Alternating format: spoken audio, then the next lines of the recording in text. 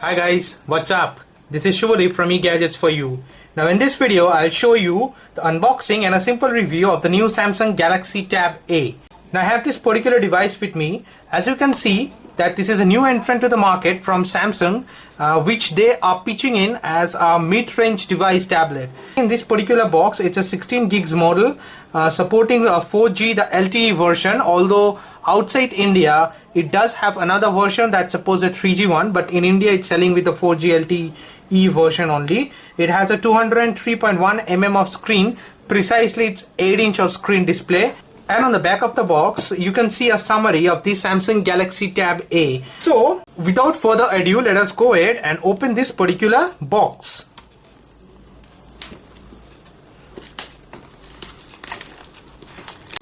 Okay, let's go ahead and unpack this particular seal from the box. Okay, it's open now.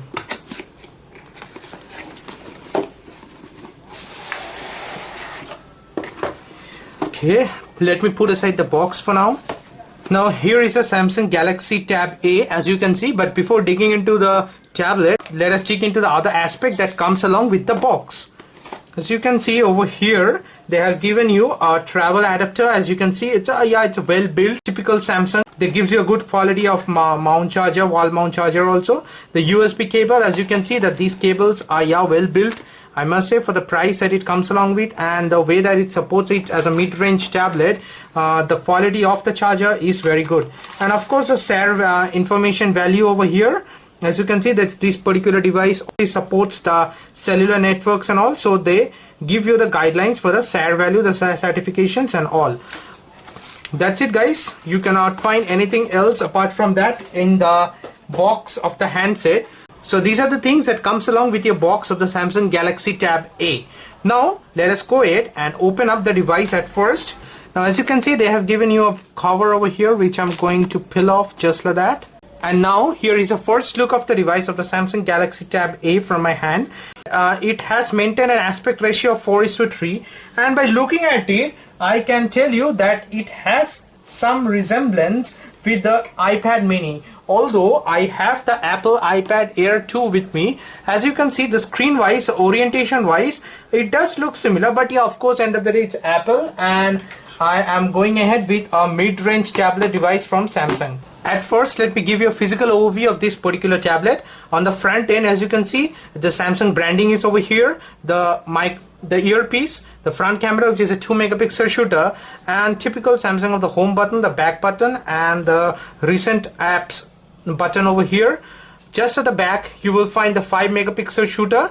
The Samsung branding is present over here, and these particular knobs, as you can see, they can be placed. Actually this is for the external cover if you want to apply the original Samsung cover for this particular tablet. And on the right hand side of the tablet, as you can see very clearly over here, it's a power button, the volume rockers. There is a provision of the micro SD card over here. It supports up to 128 gigs, so that's a decent combination. And at last, of course, there is a SIM slot over here where you can go ahead and insert the SIM just like that. Now, having a look at these particular buttons and the ejector tools for this micro SD and the SIM card, I must say that it's made out of plastic and does not look that much royal, or does not give you the impression that yeah, it's a high-end tablet or something like that. On the left hand side there are no such buttons available physically. And of course another point I have missed over here is that there is the noise cancellation speakers or the sound blasters over here on the right hand side just above the power button.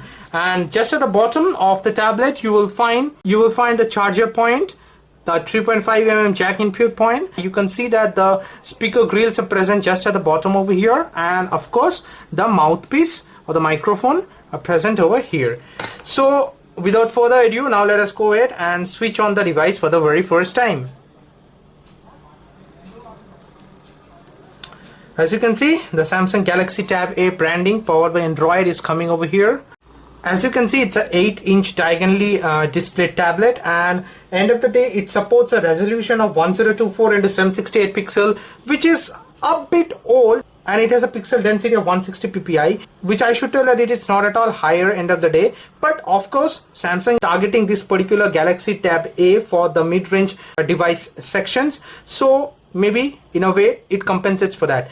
Okay, let me very quickly go ahead and set up the whole tablet, and I'll get back to you with my initial reviews of the Samsung Galaxy Tab A.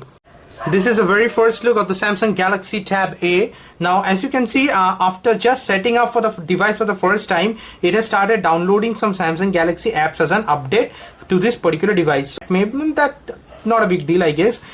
Anyways, moving ahead, we can see that this particular tablet boasts of a very beautiful toggle screen over here. It has a ultra power saving mode, the reading mode, the smart stay mode, the private mode. Okay, there are some latest implementations from the Samsung software that you can use with this particular tablet, and of course the auto brightness buttons, the sensors are present in this particular tablet. Now let us very quickly go to the settings, and as already told you, this particular device supports Wi-Fi, and also it supports 4G with the LTE SIM.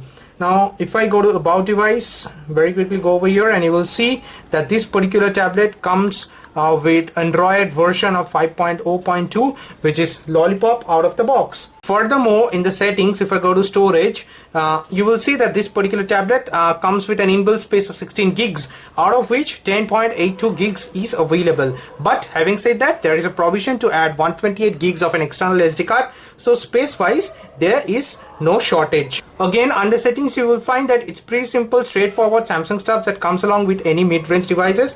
The wallpaper, the motion gestures, the display, the sound notifications, stuff to that, privacy and safety, so very similar to the Samsung devices as well.